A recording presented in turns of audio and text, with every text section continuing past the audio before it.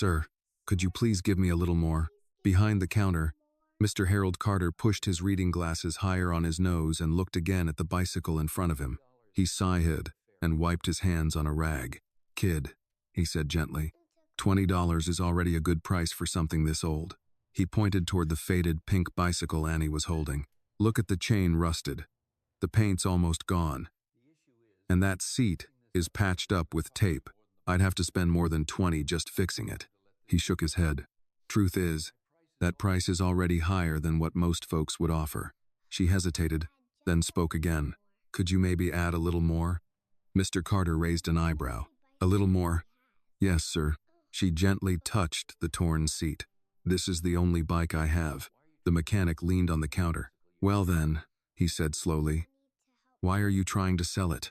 Annie took a breath. My mom saved money for a long time to buy it for me. Mr. Carter's expression softened slightly. Oh yeah? She nodded. She worked extra shifts for months. She said every kid should have something that's just theirs. For a moment, Annie looked at the bicycle as if remembering the day she first received it. But I want to help the kids at the shelter, she said quietly. What shelter? Mr. Carter asked. Hope Haven. The old mechanic knew the place. A small shelter in an old church building a few blocks away.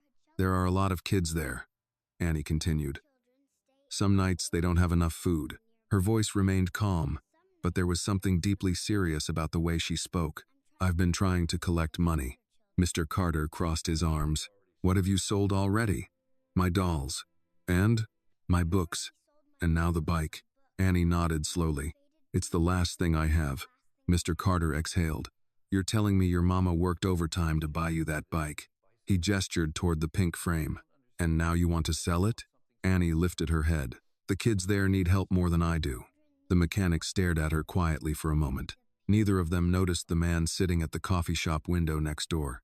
Daniel Whitaker had been waiting for his morning coffee. The coffee shop window looked directly toward Carter's bike repair, and through the open door, Daniel had heard everything. Daniel slowly lowered the newspaper he had been reading. Without thinking, he stood up. He left a few bills beside the half-finished cup of coffee and quickly walked toward the auto repair shop. Mr. Carter glanced up. Daniel looked at the bicycle, then at the little girl holding it. You're trying to sell this bike? He asked gently. Annie nodded. Yes, sir. Daniel crouched slightly so he could speak at her eye level. Why? So I can give the money to the kids at Hope Haven Shelter. Daniel studied the worn bicycle again. You know this looks like your favorite bike. My mom bought it for me, Annie said. Daniel smiled faintly. That must have taken her a while. It did. For a moment no one spoke. Then Daniel asked quietly, if you sell the bike, how will you get to school? Annie shrugged a little. I can walk. Mr. Carter frowned. That's almost 2 miles from here. I don't mind, Annie said softly. Daniel looked at her for a long second.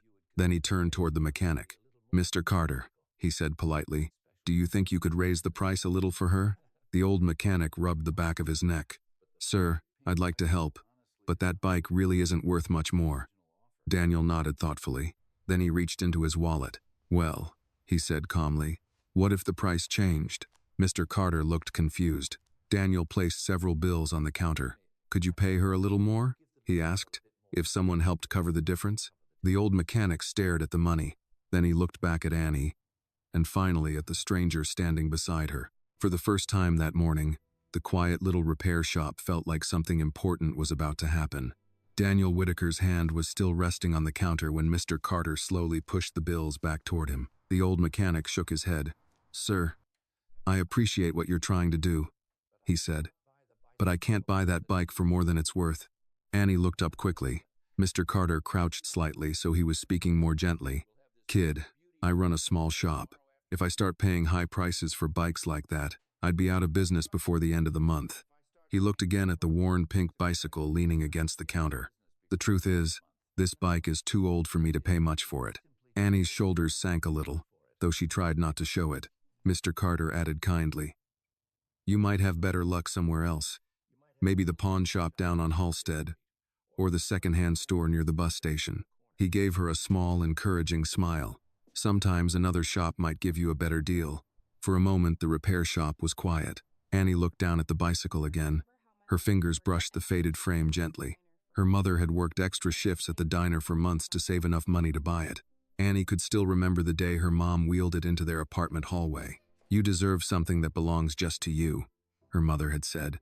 Now Annie had brought it here to sell, not because she wanted to, but because the children at Hope Haven needed help. Daniel heard the mechanic refuse the request. He had seen the small change in Annie's posture when she realized the shop wouldn't buy the bike. "Excuse me," he said gently. Both Annie and Mr. Carter looked toward him. Daniel glanced at the bicycle. "So the shop can't buy it?" Mr. Carter shook his head. "I'm afraid not. Not at the price she's hoping for." Daniel nodded slowly. Then he turned toward Annie. "You still want to sell the bike?" Annie hesitated. "Yes, sir." "Even though it was a gift from your mother?" She nodded again. "The kids at the shelter need help more. If Annie's kindness touched your heart, please like this video, share your thoughts in the comments, and tell us where you are watching from. And if you enjoy stories about compassion, courage, and everyday heroes, don't forget to subscribe to the channel so you never miss the next story." Daniel studied her face carefully. Daniel reached into his wallet. "Well," he said calmly, "maybe the repair shop doesn't need to buy it." Mr. Carter raised an eyebrow. Daniel pulled out several bills and held them toward Annie. "I'll buy it." Annie blinked in surprise. "You will?" "Yes." She looked at the bicycle, then back at him. "But it's really old," she said honestly. Daniel smiled. "I noticed." Mr. Carter crossed his arms and watched with quiet curiosity. "How much are you offering?" the mechanic asked. Daniel looked at Annie. "How much were you hoping to get?" Annie thought for a moment. "I was hoping maybe $40. Daniel nodded. "That seems fair." He handed her the money. Annie stared at the bills in disbelief. "That's really $40? "It is." She looked back at the bicycle again. "You can keep it if you want," she said carefully. "But sometimes the chain gets stuck." Daniel chuckled softly. "I think I can handle that." Annie slowly let go of the handlebars. For a moment she simply stood there, holding the money in both hands. Then she looked up at Daniel again. "Are you a billionaire?" The question came out so suddenly that Mr. Carter nearly laughed. Daniel blinked. "Well," he said with a small smile. "Why do you ask that?" Annie tilted her head. "My grandma watches the news," she explained. "And there's a man named Daniel Whitaker who is very rich." Mr. Carter's eyebrows lifted slightly. Daniel scratched the back of his neck. "That does happen to be my name." Annie's eyes widened. "So you are the billionaire?" Daniel smiled awkwardly. "Something like that." Annie nodded seriously. "Okay." Then she extended her small hand politely. "My name is Annie." Daniel shook her hand gently. "Nice to meet you, Annie." Mr. Carter chuckled quietly from behind the counter. "Well, I'll be," he muttered. Daniel crouched down so he was eye level with her. "So, Annie," he said, "what are you going to do with the money?" "Give it to the shelter." "All of it?" "Yes." "You're not keeping anything?" Annie shook her head. "They need it more." Mr. Carter leaned on the counter. "You know," he said, "most adults wouldn't give up their only bike to help someone else." Annie shrugged. "The kids there share their toys with me." Daniel smiled. "That sounds like a pretty good reason." Then he asked gently, "Would you show me the shelter?" Annie looked surprised. "You want to see it?" "I do." She thought about it for a second, then nodded. "Okay." Mr. Carter pointed toward the street. 3 blocks down," he said. "Old church building on the corner." Daniel picked up the bicycle and leaned it against his shoulder. "Well," he said with a small laugh, "I guess I own a bike now." Annie giggled softly. They walked outside together into the cool Chicago morning. As they started down the street, Daniel asked the question that had been sitting quietly in his mind. "Annie?" "Yes." "If you sold your bike, how are you going to get to school?" Annie shrugged slightly. "I can walk. That's almost 2 miles. I don't mind." Daniel slowed his steps. "Not even in winter?" Annie smiled a little. "My grandma says walking makes you strong." Daniel laughed quietly, but inside, something deeper stirred. Because he had walked those same Chicago streets as a child too, and he knew exactly how long 2 miles could feel in winter. Ahead of them, at the end of the block, a modest brick building came into view. Annie pointed. "That's Hope Haven." Daniel followed her gaze. Children were playing quietly near the front steps of the shelter. Daniel Whitaker looked at the building for a long moment. Then he looked at the small girl walking beside him, and suddenly he had the strange feeling that buying that old pink bicycle might turn out to be the most important purchase he had made in years. The small brick building of Hope Haven stood quietly at the end of the block. its faded white cross still visible above the old wooden doors. The structure had once been a church decades ago, back when this part of Chicago had been filled with factory workers and young families who gathered every Sunday morning. Now the paint around the windows had begun to peel, and the narrow front steps had been repaired so many times that each board looked slightly different from the next. Annie walked ahead confidently, clutching the $40 carefully in both hands as if it were something fragile.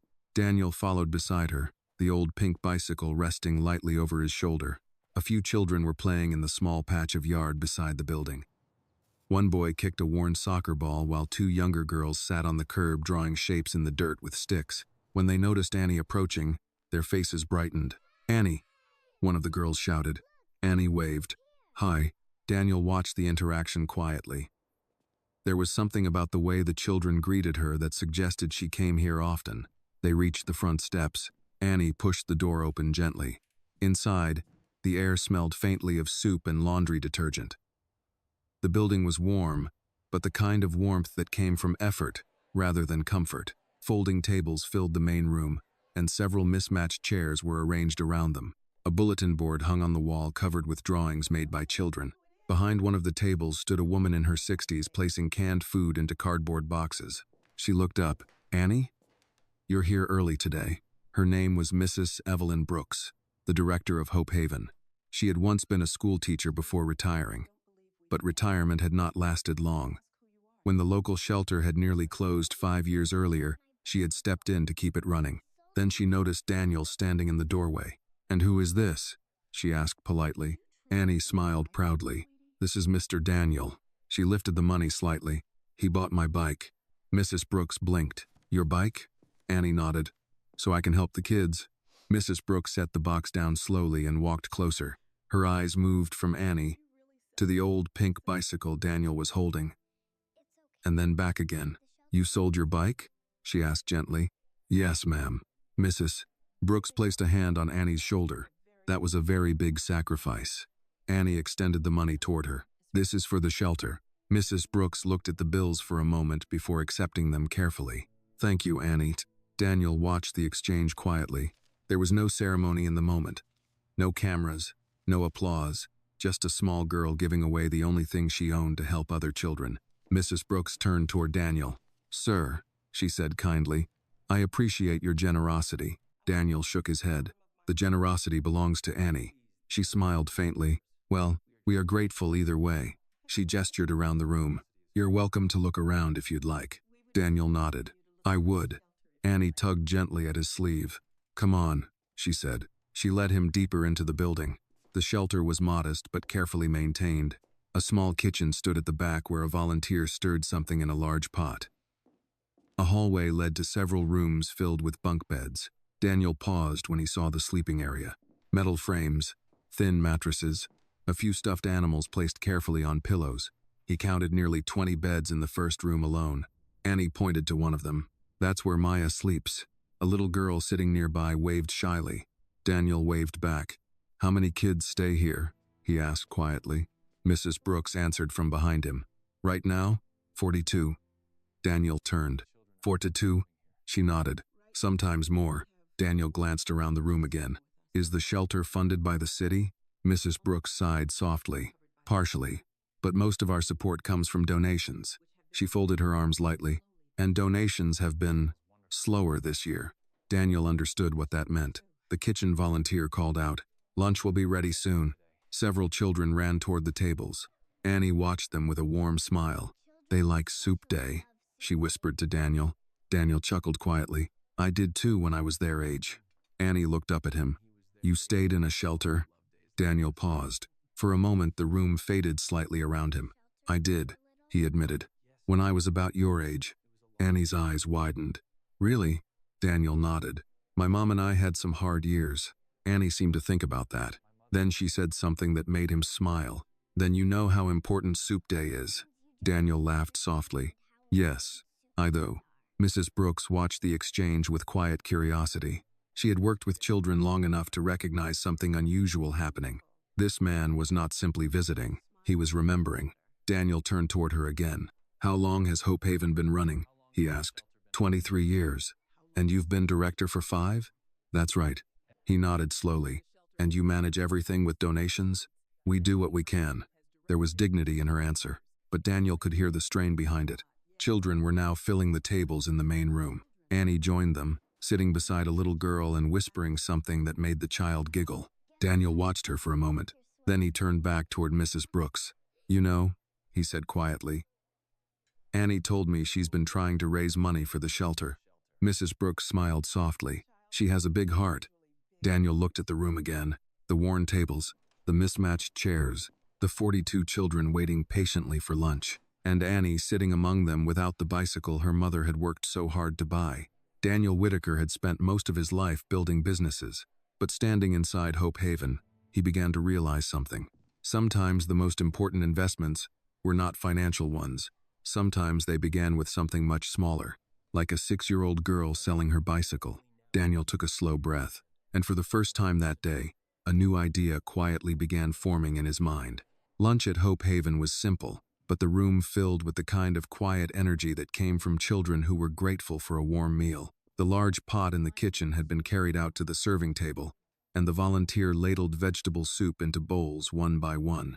A basket of bread sat in the middle, and the children took pieces politely, some waiting patiently for seconds. Daniel stood near the wall watching. Annie sat among the children as if she had always belonged there. She slid a piece of bread toward a younger boy beside her before taking one for herself. You can have this one, she told him. The boy smiled. Thanks. Daniel noticed that Annie still held the remaining bills from the bicycle sale, folded carefully in her small hand. After a moment, she stood up and walked back to Mrs. Brooks. Here, Annie said softly, placing the money on the table again. Mrs. Brooks looked down. Annie, you already gave this to me. I just wanted to make sure you keep it safe, Annie replied. Mrs. Brooks laughed gently. I will. She placed the money inside a small metal box that sat on the corner of the table. It was labeled Donations in black marker. Daniel walked closer. That's where all the donations go? He asked. Mrs. Brooks nodded. Until we take them to the bank. Daniel glanced inside the box. There were a few small bills, some coins, and now Annie's $40. That's not much, he said quietly. Mrs. Brooks gave a tired smile.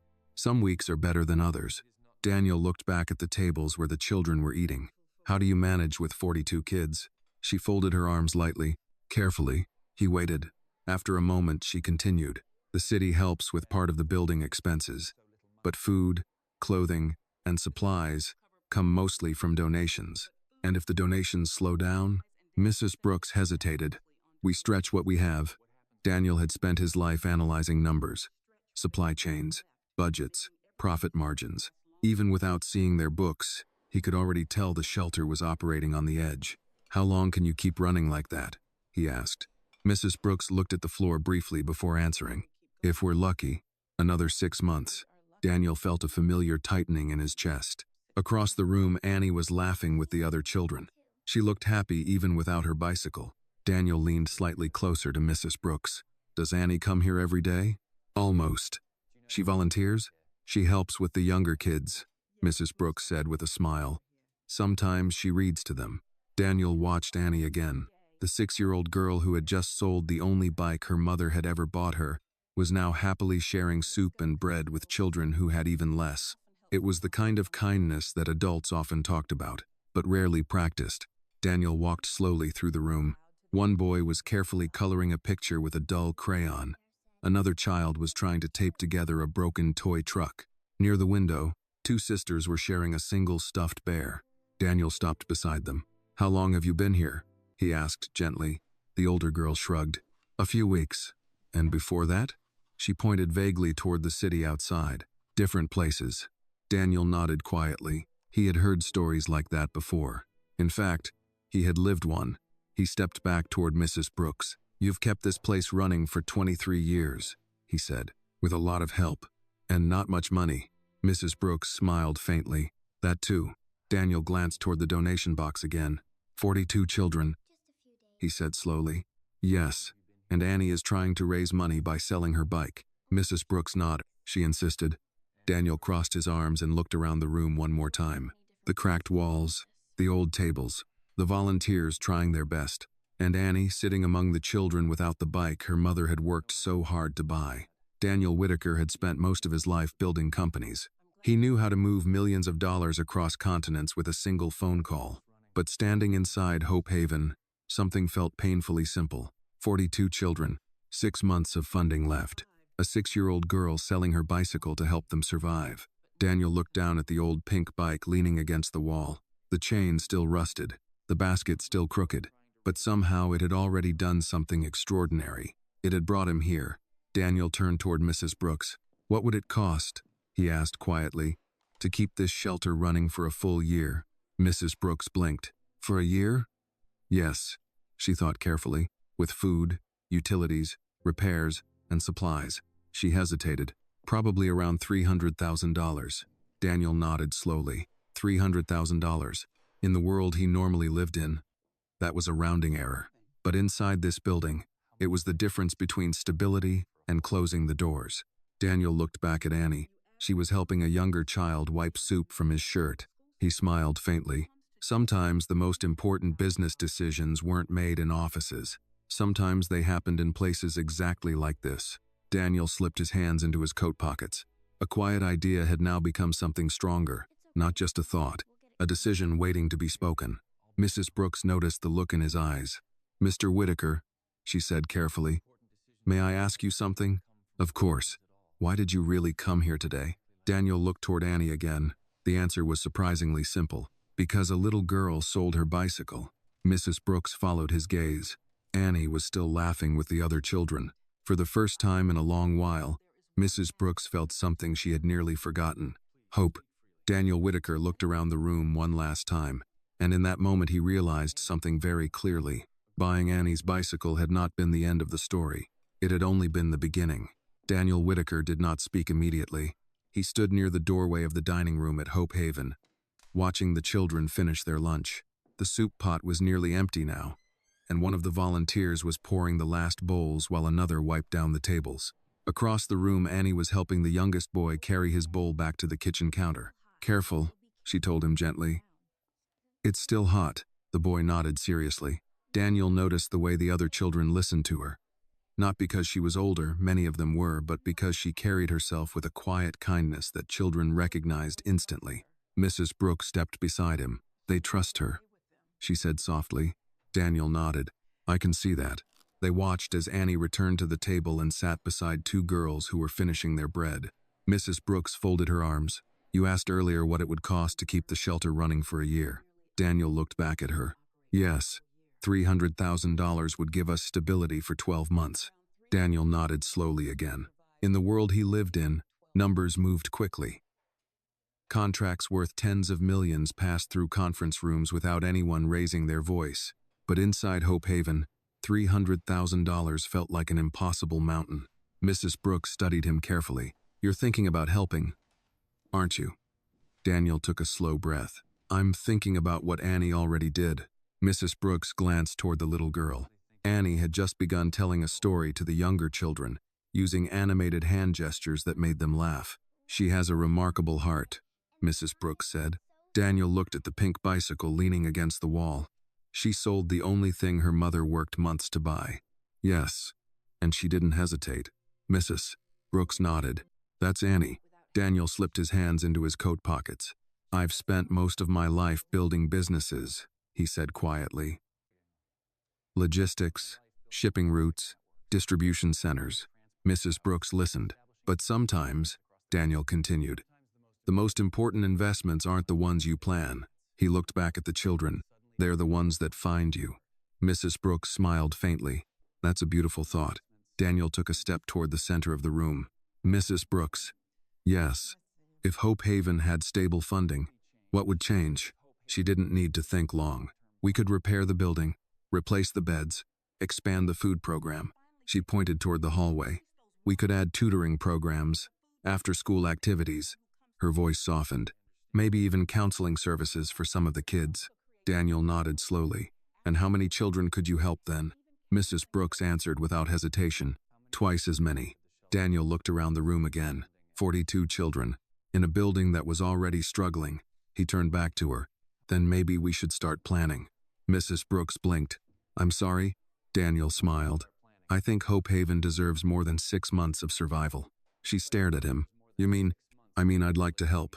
Mrs. Brooks exhaled slowly. How much help are we talking about? Daniel glanced again at Annie. The little girl was now showing another child how to fold a napkin into a small triangle. Enough, he said quietly, to make sure Annie never has to sell another bicycle. Mrs. Brooks felt her throat tighten slightly. Daniel continued. I'm going to set up a fund. A fund? For Hope Haven. She waited. At least $5 million. For a moment, Mrs. Brooks said nothing. The number hung in the air like something unreal. 5 million? She repeated quietly. Daniel nodded. That should secure the shelter for many years. Mrs. Brooks covered her mouth with one hand. You're serious. I am. Her eyes began to fill with tears she had spent years learning how to hide. Mr. Whitaker. Daniel raised a hand gently. This isn't charity, he said. It isn't? No. He nodded toward Annie. This is an investment. Mrs. Brooks followed his gaze. The 6-year-old girl who had sold her bicycle was now laughing with the other children. Daniel continued softly. An investment in the kind of kindness that can change a city. Mrs. Brooks wiped her eyes quickly. I don't even know what to say. Daniel smiled. You can start by letting me meet the rest of your team. She laughed weakly. That's easy. Just then Annie ran toward them. Mr. Daniel. Daniel knelt down slightly. Yes. Did you see the soup? She asked excitedly. It's my favorite. Daniel chuckled. It looked pretty good. Annie looked up at him. Are you going to visit again? Daniel thought for a moment. Actually, he said, I think I might be around a lot. Annie tilted her head. Why? Daniel pointed toward the pink bicycle leaning against the wall. Because that bike might turn out to be the best purchase I've ever made. Annie smiled. And in that moment, neither she nor the children around her had any idea that the small shelter they called home was about to change forever. The afternoon sun had begun to settle over Southside Chicago, casting long shadows across the cracked sidewalks outside Hope Haven. Inside the shelter, the children had finished lunch and scattered into small groups around the room. Some were coloring at the tables, others were playing quietly with the few toys the shelter owned. Annie sat cross-legged on the floor beside 2 younger children, helping them build a small tower out of wooden blocks. Careful, she said softly. If you stack the big one first, the little ones won't fall. The younger boy nodded seriously and placed the block exactly where she showed him. Across the room, Daniel Whitaker stood beside Mrs. Brooks near the kitchen doorway. He watched Annie for a moment before speaking. She does that a lot? He asked. Mrs. Brooks followed his gaze. Every day.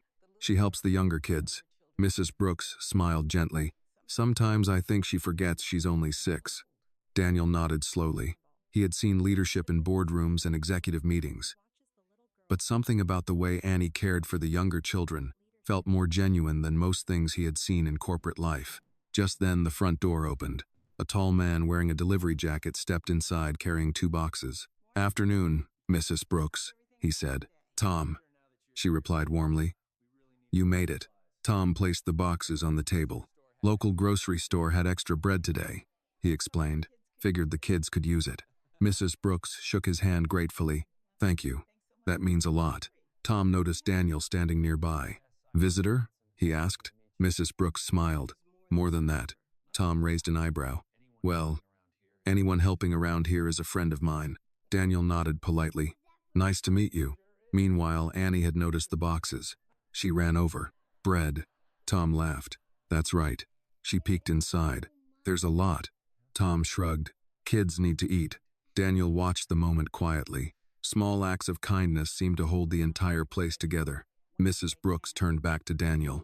People around here help when they can, she explained, but it's never enough. Daniel understood what she meant. Even the most generous community couldn't carry a shelter forever without stable funding. Tom looked at Daniel again. You from around here? He asked. Daniel hesitated. I grew up a few blocks away. Tom nodded approvingly. Then you know this neighborhood. I do. Annie returned to the table holding a loaf of bread. She suddenly remembered something and ran back to Daniel. Mr. Daniel. Ip. Yes? You didn't tell them about the bike. Tom looked confused. What bike? Annie pointed proudly toward the wall. The one he bought. Tom walked over to look at the faded pink bicycle. You sold your bike? He asked Annie. She nodded. So I could help the shelter. Tom blinked. Well, I'll be. Mrs. Brooks crossed her arms with a small smile. That bike might be the most valuable thing that's passed through this building in years. Daniel chuckled softly. You might be right. Tom leaned the bicycle upright and examined it. Not much to look at, he said. No, Daniel agreed. But it started something important. Tom looked between them. What do you mean? Mrs. Brooks took a slow breath. Mr. Whitaker here just promised to help fund Hope Haven. Tom frowned slightly. How much help? Daniel answered calmly. $5 million. Tom froze. You're kidding. I'm not. The delivery driver looked around the room again as if seeing it differently. You're serious. Daniel nodded. Tom let out a long whistle. Well, I guess Annie just changed this place. Across the room, the children were still playing, completely unaware of the conversation happening near the kitchen. Annie tugged Daniel's sleeve. Mr. Way. Daniel? Daniel? Yes? Does that mean the shelter will stay open? Daniel knelt so he could look her in the eyes. It means Hope Haven will be here for a very long time. Annie smiled so brightly that even Tom laughed. Looks like you just became a hero around here, kid, he said. Annie shook her head. I'm not a hero. Tom raised an eyebrow. Oh yeah? I just wanted to help my friends. Daniel stood again, quietly absorbing the moment. A 6-year-old girl had sold her bicycle, and because of that simple act, an entire shelter was about to be saved. Outside, the late afternoon sun dipped lower behind the buildings of Chicago. But inside Hope Haven, something brighter had already begun. A story that would soon travel far beyond this small neighborhood. And it had started with a single worn pink bicycle. The next morning in Southside Chicago began the way most mornings did, quietly, with the distant rumble of buses and the smell of coffee drifting from small neighborhood cafes. But inside Hope Haven, something felt different. Mrs. Brooks was already awake before sunrise, standing at the small desk in her office with a cup of tea in her hand. The shelter had been running for more than 2 decades, and she had learned to wake early long before the children stirred. Morning hours were the only time the building truly belonged to silence. Yet today her mind was anything but quiet. $5 million. Even saying the number out loud still felt unreal. She looked down at the notes she had scribbled the night before repairs needed for the roof. Replacement beds, better heating for winter, a new kitchen stove. Things she had dreamed about fixing for years but never believed possible. A soft knock came at the door. Come in, she said. Daniel Whitaker stepped inside holding 2 cups of coffee. I figured you might be awake, he said, with a small smile. Mrs. Brooks laughed. You figured correctly. He handed her one of the cups. Black coffee. Thank you. They sat for a moment in comfortable silence. Daniel looked around the small office. The walls were covered with photos children who had passed through Hope Haven over the years. Some were old enough now to have families of their own. 23 years, Daniel said quietly. Mrs. Brooks nodded. Long enough to see a lot of lives change, and a lot of struggles. That too. Daniel leaned back in the chair. Have you told anyone yet? Mrs. Brooks shook her head. No. Why not? She smiled gently. Because I still want to make sure yesterday wasn't a dream. Daniel chuckled. It wasn't. At that moment, laughter echoed down the hallway. The children were waking up. Footsteps ran across the wooden floors as doors opened and voices filled the building. A few seconds later, Annie appeared in the office doorway. Her curls were slightly messy from sleep, and she was still wearing the oversized sweater she had slept in. Good morning, she said cheerfully. Daniel smiled. Morning, Annie. She stepped inside. I told the kids you were coming back. Mrs. Brooks raised an eyebrow.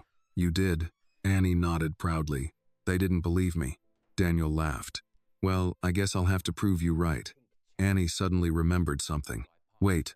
She ran out of the office and came back a moment later dragging the pink bicycle behind her. You forgot your bike yesterday, she said. Daniel looked at it. The bent basket, the taped seat, the rusted chain. He smiled. I was wondering where I parked that. Annie tilted her head. You really want it? Daniel nodded. I do. Why? He thought for a moment. Because it reminds me of something important. Annie seemed satisfied with that answer. Just then, Mrs. Brooks's phone began ringing on the desk. She frowned slightly. Who could be calling this early? She answered. Hope Haven Shelter. There was a pause. Then her eyebrows slowly lifted. Yes, that's correct. Another pause. She glanced toward Daniel. I see. Her voice became careful. Yes, she's here. Annie looked curious. Mrs. Brooks covered the phone. They're asking about you. Me? Annie asked. Yes. Who is it? Mrs. Brooks looked back at the phone. A reporter. Daniel sat up slightly. Already? Mrs. Brooks nodded slowly. It seems someone heard about the bicycle. Annie blinked. The bike? Daniel exchanged a quiet glance with Mrs. Brooks. News traveled fast in cities like Chicago, especially when a story carried something rare. Hope. Mrs. Brooks spoke into the phone again. Yes, Annie is here. Another pause. Yes, Mr. Whitaker is here too. Daniel rubbed his forehead slightly. Looks like the story is spreading. Mrs. Brooks finished the call and hung up. Well, she said slowly. That was Channel 7 News. Annie's eyes widened. The TV? Mrs. Brooks nodded. They want to come interview you. Me? Yes. Annie looked completely confused. But I didn't do anything. Daniel smiled gently. You sold your bicycle to help 42 children. Annie shrugged. That's not a big thing. Mrs. Brooks laughed softly. Sometimes the smallest things are the biggest stories. Outside, the first rays of morning sunlight were beginning to shine through the shelter windows. Daniel looked at Annie and the pink bicycle. What had started as a quiet moment inside a repair shop was now becoming something far larger. A story about kindness. A story about a little girl who believed helping others mattered more than keeping the only thing she owned. And by the end of the day, that story would begin spreading across the entire city. The news van arrived just after 9 in the morning. Children at Hope Haven noticed it before anyone else. A white van with the bright blue logo of Channel 7 News slowly rolled to a stop along the curb outside the shelter. 2 people stepped out, one carrying a camera, the other holding a microphone and a small leather notebook. Inside the shelter, Annie was sitting at the dining table drawing pictures with 3 younger children when one of the boys ran to the window. Annie! He shouted. There's a TV truck outside. The room instantly filled with excited whispers. Mrs. Brooks stepped out of her office and walked toward the window. Daniel followed a moment later, already guessing what he would see. The reporter and cameraman were setting up equipment on the sidewalk. Well, Mrs. Brooks said softly. They weren't kidding. Annie looked up from her drawing. Who is it? The news station, Daniel answered gently. Annie blinked. They really came? It looks like they did. The front door opened and the reporter stepped inside. She was in her early 30s, dressed neatly but comfortably, with the kind of calm confidence that came from years of talking to strangers for a living. Good morning, she said politely. Mrs. Brooks greeted her. Welcome to Hope Haven. The reporter extended her hand. I'm Lisa Ramirez from Channel 7 News. Thank you for allowing us to visit. Mrs. Brooks shook her hand. We weren't expecting quite this much attention. Lisa smiled warmly. Stories like this travel quickly. She glanced around the room, noticing the children watching curiously. And I believe Annie is here? Annie slowly stood from the table. That's me. Lisa's expression softened immediately. You're Annie? Annie nodded. Lisa crouched slightly so she wasn't towering over her. Hi, Annie. My name is Lisa. Hi. Lisa pointed gently toward the pink bicycle leaning near the wall. Is that the bike? Annie nodded again. Yes. Lisa looked impressed. That bike is becoming famous around Chicago this morning. Annie looked confused. It is. Daniel chuckled quietly from behind her. It seems so. Lisa glanced toward him. And you must be Mr. Whitaker. Daniel nodded politely. That's right. Thank you for coming today, Lisa said. Your story and Annie's is inspiring a lot of people. Daniel shifted slightly, uncomfortable with the attention. The inspiration belongs to Annie. Lisa smiled. That's what we've been hearing. She looked back at Annie. Would you mind answering a few questions? Annie looked toward Mrs. Brooks. Mrs. Brooks gave a reassuring nod. It's okay. Annie turned back to the reporter. Okay. Lisa sat in one of the chairs so they could speak at the same level. Annie, she began gently. Can you tell us why you decided to sell your bicycle? Annie thought for a moment. The kids here needed help. Lisa waited. And the bike was the only thing I had to sell. Lisa nodded slowly. Was it hard to give it up? Annie looked toward the bicycle. A little. Why? My mom worked a long time to buy it. The room grew quiet. Lisa asked softly. Then why did you still decide to sell it? Annie answered without hesitation. Because the kids here needed help more than I needed a bike. Even the cameraman paused for a moment before continuing to film. Lisa smiled gently. That's a very big heart for someone your age. Annie shrugged. I just wanted to help my friends. Lisa stood and turned slightly toward Daniel. And Mr. Whitaker, you were the one who bought Annie's bicycle? Daniel nodded. I was. What made you do it? Daniel looked at Annie for a moment before answering, because sometimes a child reminds you what real generosity looks like. Lisa smiled. That's a powerful statement. Daniel glanced toward the children eating breakfast. I grew up not far from here, he continued. Places like Hope Haven helped families like mine survive. Lisa nodded thoughtfully. So Annie's decision reminded you of that? It did. And now you've pledged $5 million to support the shelter. Daniel gave a modest shrug. It seemed like the right thing to do. Behind them, several children whispered excitedly to each other. $5 million. That's a lot. Annie leaned toward Daniel and whispered quietly, Is $5 million bigger than 40? Daniel laughed softly. Yes, Annie. Much bigger. Lisa heard the exchange and smiled. Well, she said, looking back toward the camera, I think that explains why this story is touching so many people today. She turned again to Annie. One last question. Annie nodded. If you could tell people watching this story something, Lisa asked, what would you want them to know? Annie thought very carefully. Then she said something so simple that everyone in the room fell silent again. Helping people is more important than keeping things. The cameraman lowered the camera slightly. Lisa nodded slowly. I think Chicago just learned a very important lesson from you today.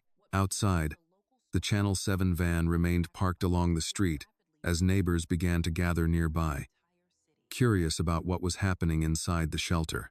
And as the story aired later that afternoon, Annie's small act of kindness and the pink bicycle that started it all would begin spreading far beyond the streets of Southside Chicago. By late afternoon, the story had already begun to spread. At first, it was just a short segment on the local Channel 7 broadcast. The clip showed Annie standing beside the worn pink bicycle, speaking shyly into the microphone while Daniel Whitaker stood quietly behind her. But something about the story caught people's attention. Maybe it was the image of a 6-year-old girl selling the only bike her mother had saved months to buy. Maybe it was the simple way Annie had explained it. Helping people is more important than keeping things. Within an hour of the broadcast, the video clip had been uploaded to the station's website. Then someone shared it on social media. Then someone else shared it again. By early evening, the story had traveled far beyond Southside Chicago. Inside Hope Haven, none of the children knew any of this. They were busy finishing their homework at the long dining tables while Mrs. Brooks moved between them, offering help with spelling and math. Daniel sat nearby reviewing emails on his phone when Mrs. Brooks's computer made a soft notification sound. She glanced at the screen. Then she frowned. That's strange. Daniel looked up. What is it? Another email. From who? She clicked the message. Someone from Milwaukee. What do they want? Mrs. Brooks read aloud. Hello. I just saw the story about Annie on the news. I'd like to donate $50 to help the children at Hope Haven. She looked at Daniel. That's kind. Before he could reply, another notification appeared. Then another. Mrs. Brooks blinked. Wait. There's another one. She opened it. This one is from a teacher in Indiana. Daniel stood and walked closer to the desk. What does it say? Mrs. Brooks read slowly. My students watched Annie's story today. They collected money during class and would like to send $120. Daniel smiled. That's incredible. Another notification appeared. Then another. Within minutes, the email inbox began filling rapidly. Donations. Messages. Offers to help. Mrs. Brooks stared at the screen in disbelief. I've never seen anything like this. Daniel leaned against the desk, watching quietly. What are people saying? She scrolled. Some are sending money. Others are offering clothes. A restaurant owner wants to deliver food every Friday. She looked up. All because of Annie.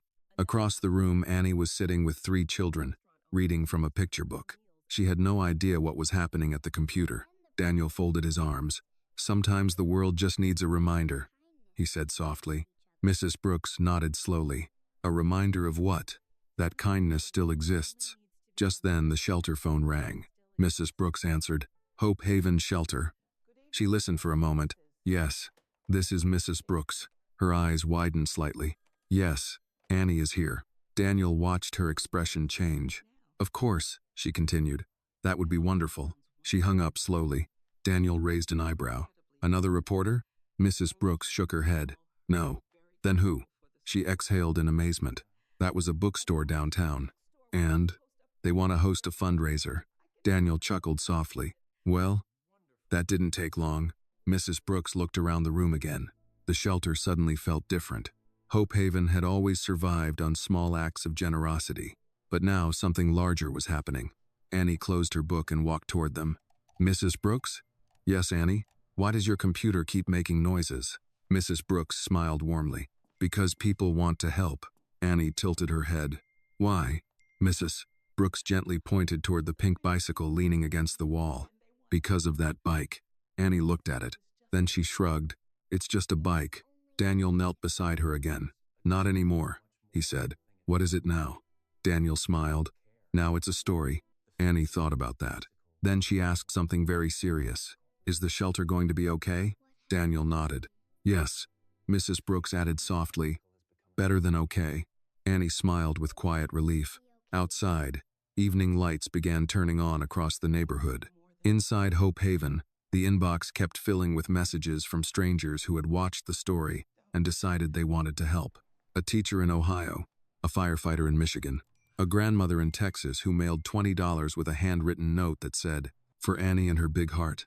Daniel Whitaker looked around the room once more. 42 children, a shelter that had nearly run out of funding, and a story that had now reached thousands of people, all because one little girl believed helping others mattered more than keeping the only thing she owned. Daniel smiled quietly. The pink bicycle had started something, and the world was beginning to answer. 2 days after Annie's story aired on the evening news, Hope Haven woke up to a morning unlike any it had ever seen. Mrs. Brooks opened the front door just after sunrise, as she had done for years. Normally, the street outside would be quiet, just the occasional car passing and the soft rumble of a city bus turning the corner. But that morning, there were already people waiting. 3 volunteers stood near the steps holding boxes. A man in a bakery apron was unloading trays of fresh bread from the back of a van. And parked along the curb were 2 more news vehicles. Mrs. Brooks paused in the doorway, stunned. "Oh my," she whispered. Behind her, Daniel Whitaker stepped into the hallway. "What is it?" She gestured toward the street. "I think the whole city heard Annie's story." Daniel stepped outside beside her. The bakery owner noticed them immediately. "Morning," he called. Mrs. Brooks walked down the steps. "Good morning." The man lifted one of the trays. "My name's Frank. I run the bakery on 51st Street. He smiled warmly. "I saw Annie on the news." Mrs. Brooks nodded. "That seems to be happening a lot." Frank laughed. "Well, after hearing her talk about those kids here, I figured the least I could do was send breakfast." He gestured toward the trays. "Fresh bread, cinnamon rolls. Enough for everyone." Mrs. Brooks pressed a hand to her chest. "Frank, that's incredibly generous." He shrugged.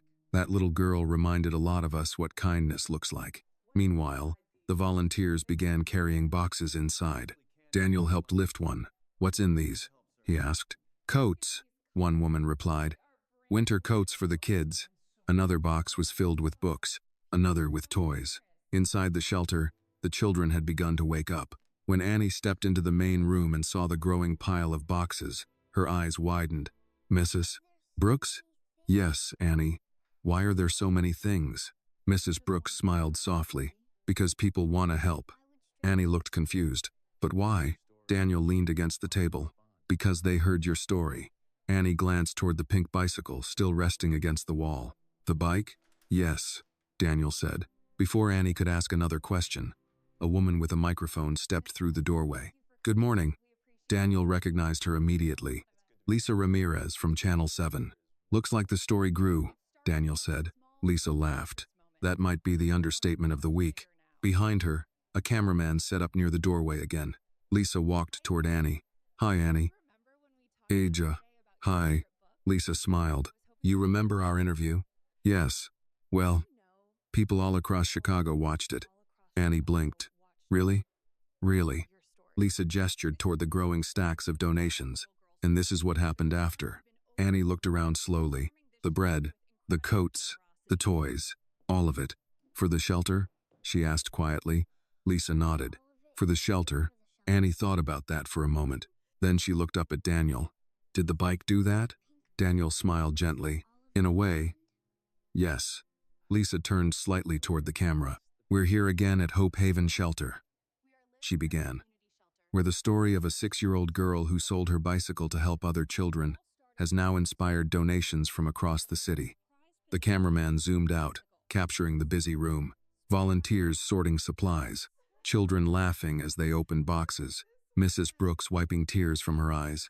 Lisa continued, "And today, the mayor of Chicago has made an announcement." Daniel raised an eyebrow. "The mayor?" Lisa nodded. "She watched the story last night." "And?" Lisa smiled. "She's inviting Annie to City Hall tomorrow." Annie looked startled. "City Hall?" Lisa crouched beside her again. "The mayor wants to thank you personally." Annie blinked several times. "But I didn't do anything special." Lisa smiled warmly. "That's the thing about kindness, Annie." She glanced around the room. Sometimes the smallest act can change an entire city. Across the shelter, the children were already enjoying the cinnamon rolls Frank had brought. The smell of fresh bread filled the room. Daniel watched Annie quietly. Just a few days earlier, she had walked into a repair shop with one old bicycle and a simple goal to help her friends. Now her story had reached thousands of people. And tomorrow, she would be standing in City Hall. Daniel looked again at the worn pink bike. It leaned against the wall exactly where he had placed it. Rusty chain, bent basket, tape on the seat. Still the same old bicycle, but somehow it had already changed far more lives than anyone could have imagined. Annie tugged Daniel's sleeve. "Mr. Daniel?" "Yes? Do you think the mayor likes bikes?" Daniel laughed. "I guess we'll find out tomorrow." The morning Annie visited Chicago City Hall was colder than usual. A thin layer of frost covered the sidewalks, and the tall buildings downtown reflected the pale winter sunlight, like glass towers stretching toward the sky. For Annie, who rarely left her neighborhood on the south side, the city center looked enormous. She sat quietly in the back seat of Daniel Whitaker's car, her eyes wide as she looked out the window. "Everything is so tall," she whispered. Daniel smiled from the front seat. "Chicago likes its buildings big." Beside Annie sat Mrs. Brooks, holding Annie's small coat closed against the cold. "Nervous?" Mrs. Brooks asked gently. Annie shook her head. "Just curious." Daniel laughed softly. "That's a good way to be." The car pulled to a stop in front of City Hall, a large stone building that had stood at the center of Chicago's government for more than a century. Reporters were already waiting outside, cameras resting on their shoulders. When Annie stepped out of the car, the reporters immediately noticed. "There she is," someone said. Flashes from cameras lit up the sidewalk. Annie froze for a moment. Daniel leaned down beside her. "Just walk with me," he said calmly. She nodded. Together they walked toward the entrance. Inside City Hall, the atmosphere was calmer but still busy. Staff members moved quickly through the halls carrying folders and documents. A tall woman in a navy suit approached them. "Mr. Whitaker," she said warmly. "Welcome." Daniel shook her hand. "Good morning." The woman looked down at Annie and smiled. "And you must be Annie." "Yes, ma'am. My name is Mayor Patricia Langford." Annie's eyes widened slightly. "The mayor?" Mayor Langford laughed. "That's what they tell me." She knelt down so she was eye level with Annie. "I saw your story on the news." Annie shifted her feet shyly. "You did?" "I did." The mayor glanced toward the pink bicycle Daniel had insisted on bringing with them. "And that must be the famous bicycle." Annie nodded. "It's old." Mayor Langford smiled. "Maybe. But it carried a very big idea." They walked together into a large conference room where several city officials and reporters were waiting. A small podium stood at the front. The mayor stepped behind it. "Good morning," she began. The room quieted. "Over the past few days, the city of Chicago has been reminded of something very important." She gestured toward Annie. "That kindness does not depend on age." Cameras flashed. Mayor Langford continued. "A 6-year-old girl named Annie sold the only bicycle she owned so she could help children living at Hope Haven Shelter." She paused. "Her act inspired donations across our city and reminded us that compassion is one of Chicago's greatest strengths." Applause filled the room. Annie looked slightly overwhelmed. Mayor Langford smiled and held out her hand. "Annie, would you come stand beside me?" Annie walked up to the podium slowly. The mayor handed her a framed certificate. "Today, the city of Chicago would like to recognize Annie Johnson for her extraordinary kindness and generosity." More applause followed. Annie stared at the certificate. "What does it say?" she asked quietly. The mayor laughed. "It says the city is very proud of you." Annie looked toward Daniel. "Did the bike do all this?" Daniel smiled gently. "I think your heart did." Mayor Langford leaned toward the microphone again. "And we have one more announcement," she said. The room grew quiet. "In honor of Annie's generosity, the city will be partnering with Mr. Bell." Whitaker to expand programs that support shelters and children in need across Chicago. Reporters immediately began writing notes. Mayor Langford continued, "This effort will be called the Annie Initiative." The crowd applauded again. Annie blinked. "They named it after me?" "Yes," Daniel said quietly, "because you started it." After the ceremony, reporters gathered around Annie. One of them asked, "Annie, how does it feel to be honored by the city?" Annie thought carefully before answering. "I just wanted to help my friends." The reporter smiled. Sometimes the simplest answers carried the most truth. As the ceremony ended, Daniel stood near the window looking out over the city skyline. Mrs. Brooks walked beside him. "You've changed a lot of lives this week," she said. Daniel shook his head. "No." He looked toward Annie, who was still holding the certificate with both hands. "She did." Outside City Hall, the pink bicycle leaned quietly against the wall. Still old, still scratched, still patched with tape, but now it had become something more. A reminder to an entire city that even the smallest act of kindness could start something extraordinary. The afternoon Annie returned from City Hall. The sky over Chicago was beginning to turn golden with the soft light of early evening. The tall buildings downtown slowly faded behind them as Daniel's car drove back toward the south side. Annie sat in the back seat holding the framed certificate carefully in her lap. She had read it at least 5 times already. "Mrs. Brooks?" she asked quietly. "Yes, Annie. Does this mean I did something important?" Mrs. Brooks smiled warmly. "It means you reminded people how important kindness is." Annie looked back down at the certificate again, thinking. Daniel glanced at her through the rearview mirror. "You did something even more important than that." "What?" Annie asked. "You reminded adults what they sometimes forget." "And what's that?" Daniel smiled. "That helping someone else can change the world." Annie nodded slowly, as if she was still trying to understand something very big. The car soon turned onto the familiar street where Hope Haven stood, but something looked different. Cars were parked along both sides of the road. People stood outside the shelter. Children were gathered on the front steps. As Daniel slowed the car, Annie leaned forward. "What's happening?" Mrs. Brooks leaned toward the window. "Oh my goodness." The moment Annie stepped out of the car, the crowd erupted in applause. The children ran toward her. "Annie, you were on TV? You met the mayor."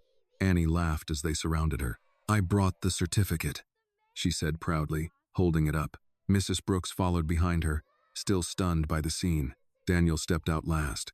Near the front steps stood Mr. Carter from the bicycle repair shop.